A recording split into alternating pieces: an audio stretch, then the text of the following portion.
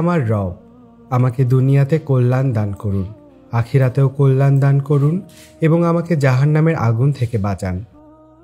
Islamic চেতনার সাথে পার্থিব শিক্ষার সংমিশ্রণে একজন শিক্ষার্থীকে আদর্শ মানুষ হিসেবে গড়ে তোলা এবং তাকে দুনিয়া ও আখিরাত উভয় ক্ষেত্রেই সফল হবার উপযোগী হিসেবে প্রস্তুত করার লক্ষ্য নিয়েই প্রতিষ্ঠিত হয়েছে তহা জিন্নুরাইন ইসলামিক স্কুল রংপুর।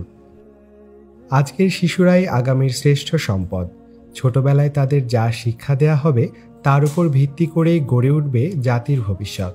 বহুমুখী জ্ঞান আহরণের সুযোগ তৈরি করে জ্ঞানের পরিধি বিস্তৃতির মাধ্যমে সৎ, চরিত্রবান, নেতৃত্বের গুণাবলী সম্পন্ন একদল সফল মানুষ তৈরি করাই আমাদের উদ্দেশ্য। একটি আলোকিত প্রজন্ম আমাদের অঙ্গীকার। এই স্লোগানকে সামনে রেখে তহা জিন্নুরাইন ইসলামিক স্কুল তার কার্যক্রম শুরু করেছে। তহা জিন্নুরাইন ইসলামিক স্কুল মাতৃভাষা বাংলার পাশাপাশি ইংরেজি এবং আরবিতে সমান গুরুত্ব দিয়ে থাকে। প্রতিষ্ঠানটি ত্রিভাষিক হওয়ায় আরবি মিডিয়ামের জন্য প্লে থেকে দ্বিতীয় শ্রেণীর মধ্যে নুরানি এবং নাজেরা, তৃতীয় শ্রেণী থেকে হিফজ এবং চতুর্থ শ্রেণী থেকে আরবি ব্যাকরণের প্রতি গুরুত্ব দিয়ে আসছে। শিক্ষার্থীদের সুনাগরিক তথা একজন আদর্শ মুসলিম হিসাবে গড়ে তোলাই আমাদের লক্ষ্য।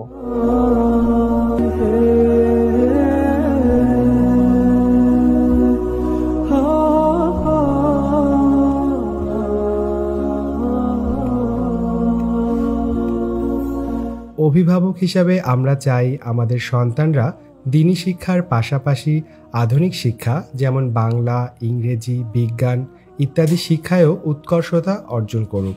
সে হবে ডাক্তার, ইঞ্জিনিয়ার কিংবা বড় বিচারক। পাশাপাশি বুকে লালন করবে আল কোরআনের আলো। হবে ধার্মিক, চরিত্রবান এবং পিতামাতার অনুগত একজন আদর্শ সন্তান। অনেকদিন ধরে খুঁজতেছিলাম যে রংপুরে এ ধরনের কোনো প্রতিষ্ঠান আছে কিনা, সাধারণ শিক্ষার সাথে সাথে ইসলামী শিক্ষার একটা সমন্বয় যেখানে থাকে। হঠাৎ করে ফেসবুকে দেখলাম তহা জিন্নুরাইন ইসলামিক স্কুল সম্পর্কে। তারপর একদিন আসলাম, খোঁজ নিলাম, ভর্তি করালাম, আর 5-6 মাস থেকে আমার ছেলে এখানেই পড়তেছে। তো এখানে সাধারণ শিক্ষা তো আছেই এবং ইংলিশ মিডিয়ামের সিলেবাসও নাকি ফলো করা হয়, সেটা আমি জেনেছিলাম আগেই এবং সেটা দেখতেও পাচ্ছি। এবং আরবি শিক্ষা আছে, এখানে হাফেজও হওয়ার সুযোগ আছে।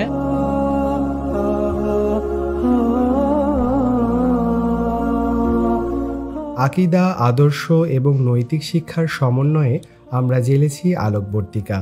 ইনশাআল্লাহ আগামী প্রজন্মকে সঠিক আলোর দিশা পেতে সহায়তা করবে তহা জিন্নুরাইন ইসলামিক স্কুল, কেননা একটি আলোকিত প্রজন্ম আমাদের অঙ্গীকার।